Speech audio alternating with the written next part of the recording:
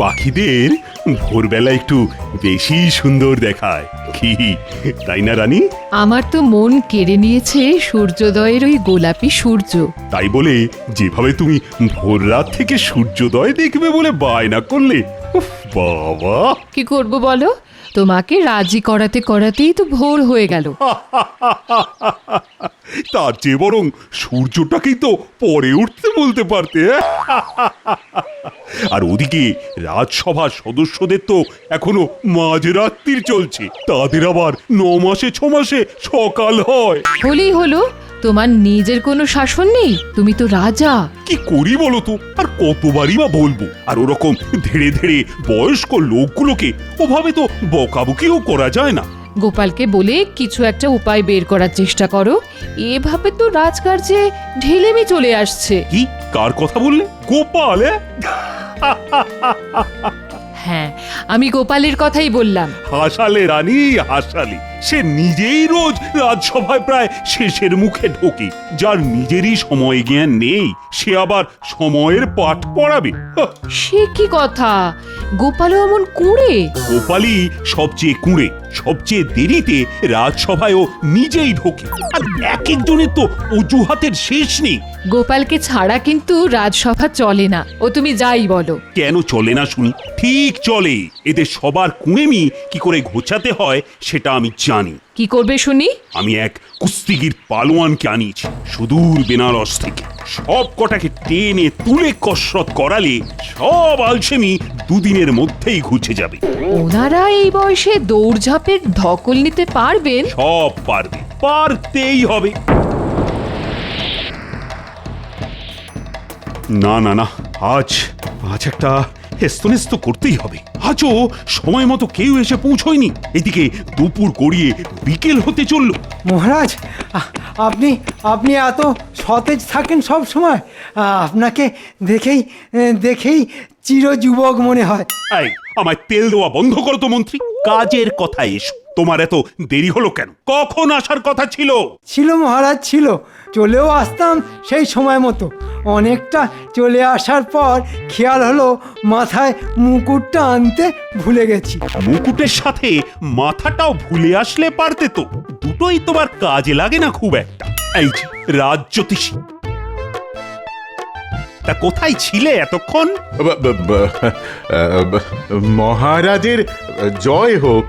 আগে বাড়িতে ছিলাম মহারাজ। সে কি? কেন বাড়িতে কি করছিলে শুনি? আগে মধ্যাহ্ন ঘটিকায় অশুভ যোগ ছিল, তখন তো আর বাড়ি থেকে বেরোনো যায় না। অশুভ যোগ শেষ হওয়া অবধি অপেক্ষা করতে হলো, তাই একটু দেরি হয়ে গেল মহারাজ। তাই বলে শুভ কিছু তো ঘটলো না। তুমি না আসলেই বরং শুভ হতো। মহারাজ মহারাজ মহারাজ, কি হলো সেনাপতি? এত উত্তেজিত কেন? কি আর বলি মহারাজ, মাঝ রাস্তায় ওই জুতো ছিঁড়ে গেল। মাফ করবেন মহারাজ, তাই আজও আসতে একটু দেরি হয়ে গেল মহারাজ। একটু না, অনেকটাই দেরি করে ফেলেছো। প্রতিদিনের মতো আজও আর নতুন করে বাহানা দিতে হবে না। যত সব। সেনাপতির ছিঁড়ল জুতো, আর আমার কপালে গরুর গুঁতো। বাবা বাবা, সভাকবি, কবিতাটা তো খুব ভালো। সবই আপনার কৃপা মহারাজ। তবে এই ছন্দগুলো বাড়িতে বসেই দিতে পারতে তো সভাকবি। কেউ আর সময় মতন রাজসভায় আসে না। দূর দূর। সভা পণ্ডিত, আপনার উপর যা একটু আশা ছিল, আপনি সব জল ঢেলে দিলেন। না মহারাজ, কি যে বলেন, জল মিশিয়েও কোনো লাভ হচ্ছে না, কিছুতেই মিলছে না যে। আমি আপনার দেরি করে আসা নিয়ে বলছি। আপনি কি সব বকছেন? হ্যাঁ, আপনার কি মাথা খারাপ হয়েছে? ঠিকই বলেছেন মহারাজ, এক শক্ত গণিতের সমস্যার সমাধান করতে করতেই সকাল থেকে মাথা খারাপ হয়ে যাচ্ছে। সেই জন্যই দেরি হয়ে গেছে, এটাই বলবেন তো? আগে হ্যাঁ মহারাজ। ইস, বিজ্ঞানী, আহা, ভালোই তো ঠান্ডা লাগিয়েছো দেখছি। কি আর বলি মহারাজ, মাপতে গেছিলাম যে ওই নদীর জল কতটা গতিতে বয়। তাই নাকি? তারপর? মাপতে গিয়েই তো অনেক দূরে ভেসে গেছিলাম, তাই ফিরতে দেরি হলো। তো ভেসে না গিয়ে যদি ডুবে যেতে আরো বেশি ভালো হতো। যাও যাও, বসো নিজের জায়গায় কি। কিন্তু মহারাজ, গোপাল তো এলো না এখনো। আপনার প্রিয় পাত্র হয়েও সবচেয়ে দেরিও নিজেই করে। ঠিকই বলেছ, দেরি করাটা না গোপালের একেবারে স্বভাব হয়ে গেছে। কিছুতেই মাথায় ঢোকে না যে গোপাল বাড়িতে বসে কি করে এতক্ষণ।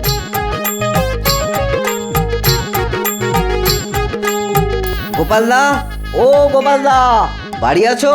কি হলো? এই অবেলায় আবার কে এলো? কি এই যে দেখছি মহারাজের খাস প্রহরী, তা কি খবর আজ হঠাৎ আমার বাড়িতে? আগে রাজসভা থেকে মহারাজ পাঠিয়েছেন। কেন, কি হলো আবার? মহারাজ যে রেগে লাল হয়ে গেছেন গোপাল দাদা। লাল হয়ে গেছে? আচ্ছা আচ্ছা, একটু জিরিয়ে নিতে বলো, আবার আগের মতো রং হয়ে যাবে। মহারাজ আমায় পাঠিয়েছেন তোমাকে নিয়ে যাওয়ার জন্য। মহারাজ আমাকে এরকম অবেলায় ডেকে পাঠালেন কেন? অদ্ভুত তো। মহারাজ কি তবে আমার উপর রাগ করে আছেন? না, যাই গিয়ে দেখে আসি।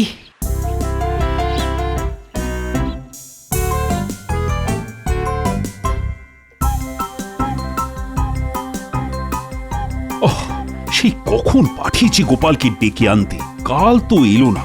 আজও কখন তার সময় হয় কে জানে। না, আজ একটা হেস্তনেস্ত করেই ছাড়বো আমি। প্রণাম মহারাজ। আজ বুঝি রাজপ্রাসাদ ছেড়ে মাঠে রাজসভা বসবে? তাতে তোমার কি? মহারাজ দেখছি আমার দেরি করে আসা নিয়ে বেশ রেগে আছেন।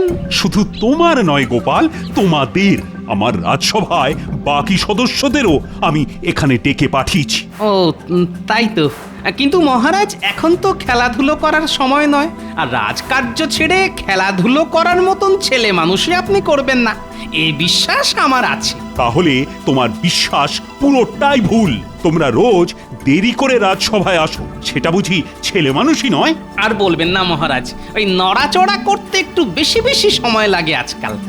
বয়সটাও তো বাড়ছে। বয়স না গোপাল, তোমার ভুঁড়ি বাড়ছে, আর তার সঙ্গে কুঁড়েমিও বাড়ছে। তোমাদের সবার বাড়ছে।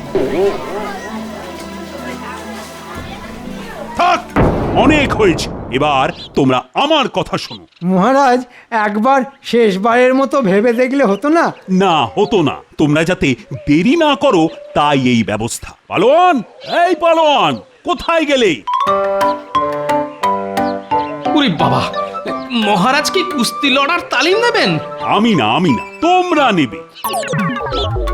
কি যে বলেন মহারাজ, এই বয়সে কুস্তি?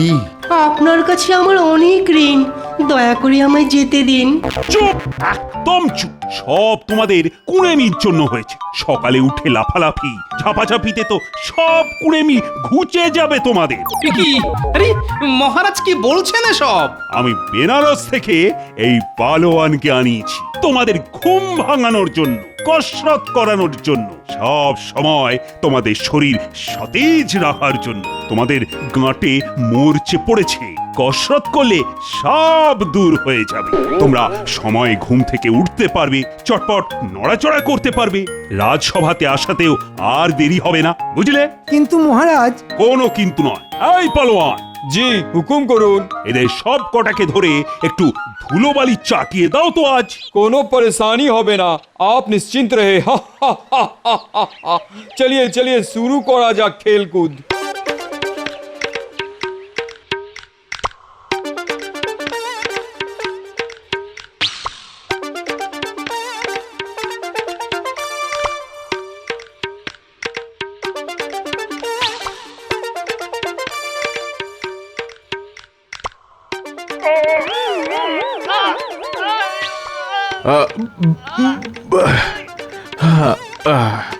বলছিলাম কি পালোয়ান মশাই, জি বলিয়ে।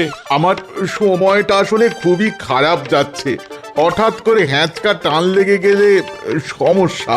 इतना दिन वो टान हुआ नहीं, इसलिए একটু টান दीजिए।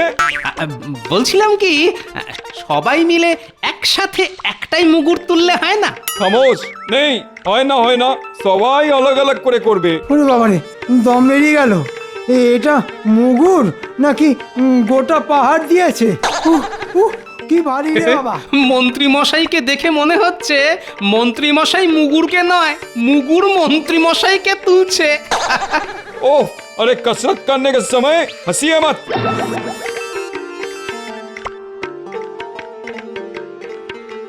अभी আমরা লড়াই করব, আমার সাথে কুস্তি করতে হবে तुम लोगों को। আচ্ছা আমরা একে একে লড়বো না একসাথে?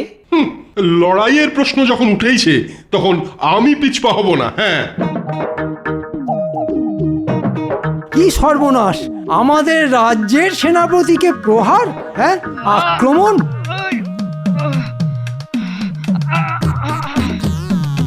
সেনাপতিকে মারো, ঠাস ঠাস খুব মারবো, মার মার মার। আজ শেষ করেই দেবো। ওর ওই ফোলানো ছাতি আমি ছুঁচ ফুটিয়ে চিপসে দেব। ব্যাটার পেটে গোল গোল গুলি, আজ ভাঙো মাথার খুলি। হ্যাঁ, বিজ্ঞানকে এগিয়ে নিয়ে যাওয়ার জন্য মারো, হ্যাঁ মারো।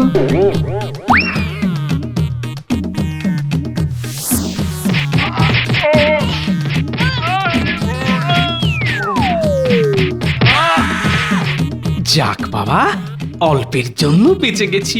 এবারে তাড়াতাড়ি বাড়ি ফিরতেই হবে, আর পারা যাচ্ছে না।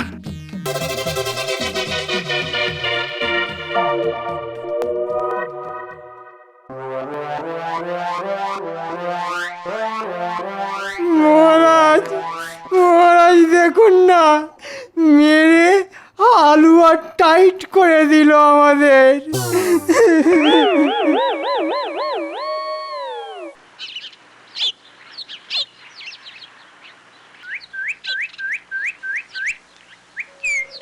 ছি ছি ছি ছি ছি ছি, লজ্জায় আমার পুরো নাক কাটা গেল। কারও কোনো চেষ্টাই নেই। এই তো পালোয়ান, এত ছুটোছুটি, এত আলোচনা, বকাবকি কোনো মানেই রাখে না দেখছি। কি হয়েছে তোমার? মুখ দেখে মনে হচ্ছে তুমি রাগে টকবক করে ফুটছো।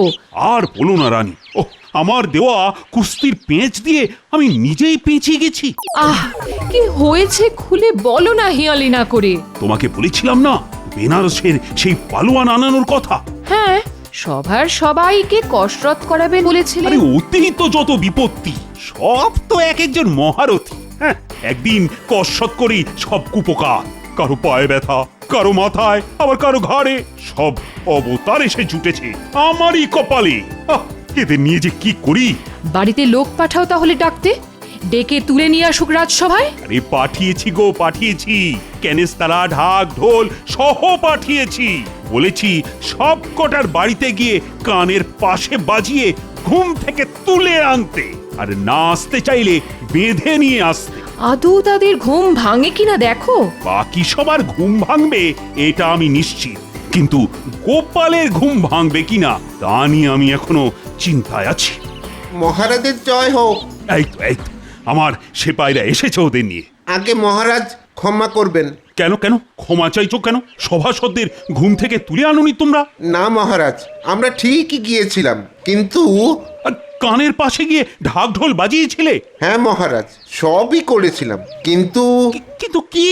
কানের সামনে ঢাক ঢোলের শব্দ শুনে সেনাপতি মশাই তো তরোয়াল নিয়ে তেড়ে এলেন, আর বৈদ্য মশাই জল বিছুটি ছুঁড়ে মারলেন। তাই নাকি? আর বাকিরা?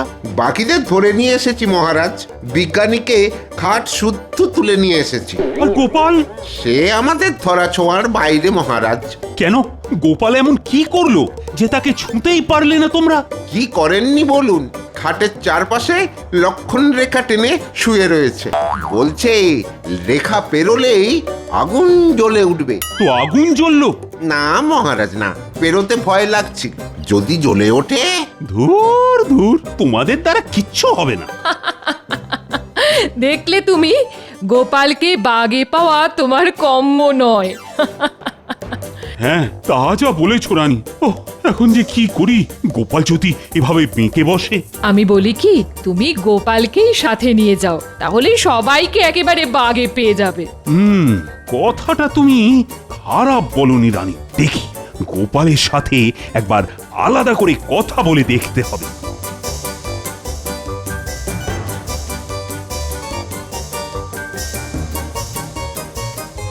আমি জানি মহারাজ, আমি জানি আপনি আমার উপর রেগে আছেন। না না না না, কি যে বলো গোপাল, আমি কি তোমার ওপর রাগ করতে পারি? হ্যাঁ মহারাজ, আমার দেরি করে আসা নিয়ে রাগ করে নেই। না না, নিশ্চয়ই এই হাসির পেছনে অন্য কোনো কারণ আছে। একবার বলে দেখি। হ্যাঁ, আমি জানি আপনি চাইলেও রাগ দেখাতে পারবেন না, কারণ আমাকে আপনার দরকার। গোপাল, তুমি তখন থেকে এক জিনিসে আটকে আছো কেন বলো তো? হ্যাঁ হ্যাঁ, আমার তোমাকে দরকার। এই তো ঠিকই আন্দাজ করেছিলাম। তুমি এত দেরি করে আসলে রাগ হবে না তো কি তোমায় পুজো করব? দেরি তো হবেই, তবে এই দেরি করা বন্ধ করার উপায় যে আমার কাছে আছে মহারাজ। মাথায় চাপ দিলে যে একটু ক্লান্তি আসবেই। তুমি কি চাও বলো তো গোপাল? হেঁয়ালি না করে উপায় বলো গোপাল, উপায়। বলতে পারি মহারাজ, তবে একটা শর্তে। কি শর্ত? আমি যতই দেরি করে রাজসভায় আসি না কেন, আপনি আমায় কিচ্ছুটি বলতে পারবেন না, কসরত করাবেন না, বকবেনও না। কি? না না না না না, এসব শর্ত কিছুতেই মানা যাবে না। তাতে কি রাজসভায় বাকি সভাসদরা তাড়াতাড়ি আসবে মহারাজ? তোমার উপায় আসবে বলছো? আলবাত আসবে, 100 বার আসবে। আচ্ছা, মানলাম তোমার শর্ত। বলো বলো, কি উপায় বার করেছো? শুনুন তবে মহারাজ।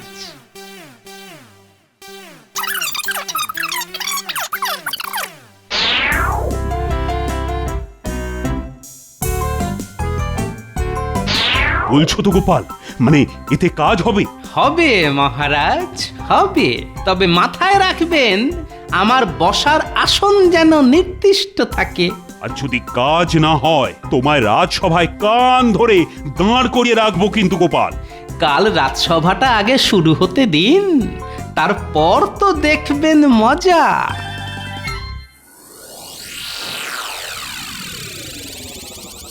মহারাজ, শুনলাম আপনি বিশেষ ঘোষণার জন্য জরুরি তলব করেছেন। হ্যাঁ করেছি, কিন্তু তাতেও যে তুমি দেরি করেই আসবে এই বিষয়ে আমি নিশ্চিত ছিলাম। এ কি, আমার আসনে গোপালের গামছা রাখা যে মহারাজ? বলবো বলবো, সব বলবো। আপাতত তুমি নিচে বাকি সদস্যদের আসনের একটাতে গিয়ে বসো।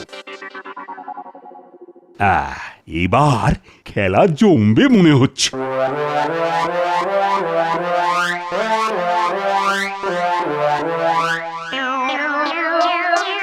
মহারাজ, মহারাজ, হঠাৎ জরুরি তলব। আপনার শরীর ঠিক আছে তো? আমার শরীর মন একদম ঠিক আছে রাজবৈদ্য।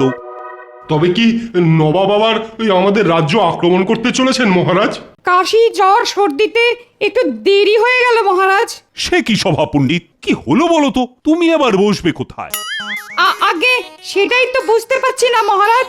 মহারাজ, আপনার পাশের ওই আসনটা, যেটায় গোপাল ওর গামছা ফেলে গেছে ভুল করে, আমি কি ওখানে গিয়ে বসবো? না না না, এটা গোপালেরই আসন, ভুল করে ফেলে যায়নি। এটা গোপাল রেখে গেছে। ও আজ থেকে আমার উপদেষ্টা। গোপাল যতই দেরি করে আসুক না কেন, তার আসন সব সময় সংরক্ষিত থাকবে আমার রাজসভায়। কি বলছেন মহারাজ? আজ থেকে আপনার মন্ত্রী নিচে বসবে? হ্যাঁ, এমনকি দেরি করে আসলে বসার জায়গা নাও পেতে পারো। রাজসভায় সারাদিন দাঁড়িয়ে থাকতে হতেও পারে হয়তো। সংস্কৃতর মতো কঠিন হেঁয়ালি না করে একটু সোজা ভাষায় বলবেন মহারাজ। আজকের বিশেষ ঘোষণা এটাই ছিল। গোপাল এখন আমার মুখ্য উপদেষ্টা।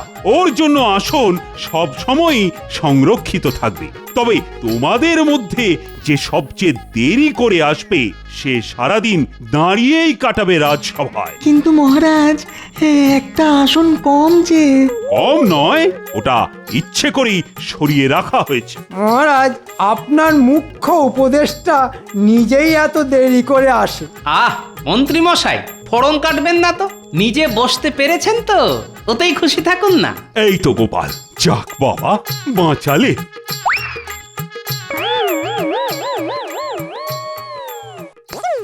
ছি গোপাল, তোমার বিবেক নেই? সভা পণ্ডিত ওভাবে দাঁড়িয়ে আর তুমি উপদেষ্টা হয়ে বসে থাকবে? মন্ত্রী মশাই, উপদেষ্টারা শুধুমাত্র উপদেশ দেয়, উপদেশ নেয় না। অত দরদ থাকলে নিজের আসনটা ছেড়ে দিন না। গোপাল ঠিক বলেছে, তুমি নিজের চরকায় তেল দাও মন্ত্রী। গোপাল, কি বুঝছো? কাজ হবে তো? হবে মানে হয়ে গেছে বলুন। খেলা তো জমে গেছে রাজা মশাই।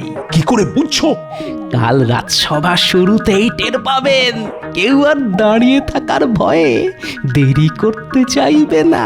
কিন্তু কাউকে না কাউকে তো দাঁড়িয়ে থাকতেই হবে। ওখানেই তো মজা। আপনি কালকে রাজসভার দরজা খোলা অবধি অপেক্ষা করুন।